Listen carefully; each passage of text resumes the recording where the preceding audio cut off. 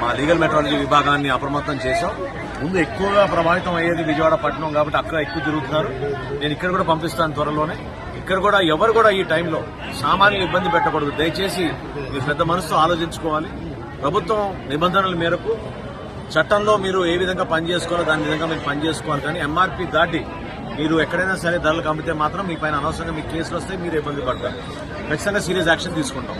నా విన్నపం ఏంటంటే మన అందరం కూడా ఒక బాధ్యతగా మనం పనిచేద్దాం. కష్టపడి పాపం ఎవరైతే నష్టపోయారో పాపం మా కుటుంబాలను ఆదుకునే విధంగా ముందు చర్యలు తీసుకుందాం.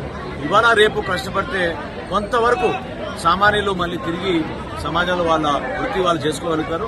ఆదుకోవాల్సిన బాధ్యత మన పైన. సరుకులు ఎన్ని రోజులు పంపిణీ చేస్తారు? సరుకులు ఆందోళనతో ప్రజలందరూ ఒకసారి వస్తున్నారు.